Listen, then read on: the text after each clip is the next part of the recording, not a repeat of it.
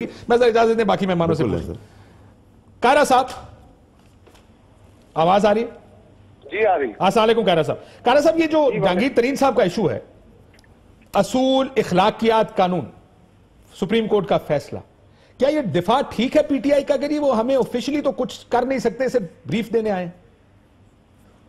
کاشف پہلی بات تو یہ ہے کہ پی ٹی آئی نے خود اتنی باتیں لوگوں کے بارے میں کہہ دی ہیں کہ اب اپنی کہی ہوئی باتوں میں پھنسے ہوئے ہیں، اور یہ یو ٹرن اور یہ خفت ان کو بار بار اٹھانی پڑی ہے اور پڑے گی، اور آج بھی وہ اپنی اصل بات سے نہیں آ رہے.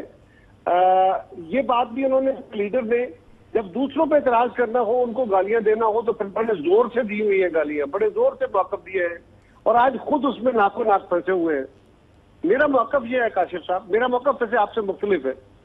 گزارش یہ ہے کہ جہانگیر ترین صاحب کو بلایا گیا، ان کو عدالت نے سزا دی، ڈسکوالیفائی کر دیا لائف ٹائم، الیکشن نہیں لڑ سکتے. اسپیشل انویٹیشن پہ کیا کسی چور یا کسی خراب آدمی سے یا ٹیکس ڈیفالٹر سے کوئی مشورہ لینا جرم ہے؟ عدالت تو کہتی ہے سر. نہیں عدالت نہیں کہتی. عدالت کہتی ہے وہ پبلک آفس ہولڈر نہیں ہو سکتا، وہ الیکشن نہیں لڑ سکتا. میری گزارش سن لے کاشف صاحب، وہ ایڈوائزر ٹو گورنمنٹ نہیں ہو سکتا، وہ ایڈوائزر ہے جو کانسٹیٹیوشنل، وہ پارٹی کا سربراہ نہیں ہو سکتا، وہ پارٹی کا سربراہ نہیں ہو سکتا، فلاں فلاں. اگر وہ پارٹی کارکن تو ہو سکتا، بالکل ہو سکتا، اس پہ تو پابندی نہیں ہے نا. سر میرا آرگومنٹ آپ سے یہ ہے کائرہ صاحب، یہ اس کو چلے میں آرگومنٹ ریفریز کر دیتا ہوں کہ بہتر نہیں ہوتا کہ یہ میٹنگز اگر پبلک ڈومین کی بجائے کہ پرائیویٹلی بھی کی جا سکتی ہیں، مشورے لیے جا سکتے ہیں، پی ایم ہاؤس میں مشورے لیے جاتے ہیں لوگوں سے، کیا پی ایم ہاؤس میں جانا بھی آپ کا خیال ہے کہ یہ سب ٹھیک ہے، اس سے کوئی فرق نہیں پڑتا؟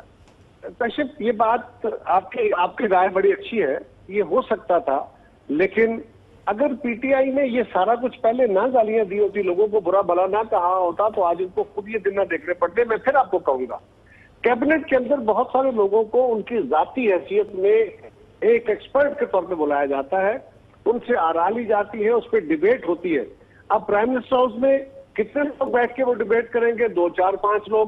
کیبنٹ کے اندر سارے لوگوں کی موجودگی میں کئی دفعہ ہوا یہ اکانومی کے ایکسپرٹس کو یا ٹریڈ کے ایکسپرٹس کو یا جو دنیا میں یہ جو کرنسی ایکسپرٹس ہوتے ہیں، یہ ڈفرینٹ فیلڈ کے ایکسپرٹس کو کیبنٹ میں بلایا جاتا ہے اسپیشل انویٹیشن پہ، اور وہ الیکٹڈ نہیں ہوتے، وہ گورنمنٹ کے ایڈوائزر نہیں ہوتے، ان سے مشاورت کی جاتی ہے اور وہاں پہ ڈیبیٹ ہوتی ہے، ان پہ سوال ہو جاتے ہیں، اور پھر جو بھی فیصلہ ہو، کابینہ ان کی رائے کی پابند نہیں ہوتی، وہ ان کی رائے کسی طرح بھی حکومت کے لیے بائنڈنگ نہیں بنتی، وہ ایڈوائزری رول میں نہیں ہوتے.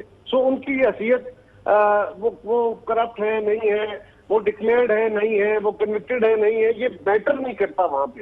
یہ وہاں میٹر کرے گا جہاں پہ گورنمنٹ بندہ آئے گا، جہاں وہ ڈیسیژن میکنگ پوزیشن میں ہوں. آپ کہتے ہیں سو آپ کا خیال ہے کہ ٹھیک ہے. لیں جی آپ کی کمائن میں کائرہ صاحب کا بھی بیان دیا گیا. بس لاجیکل ہر آدمی ٹھیک بات کرے گا. چودھری صاحب نہیں آپ، کیونکہ یہ لاجک آپ نے ہمیں سمجھائی ہے نا ساری اخلاقیات.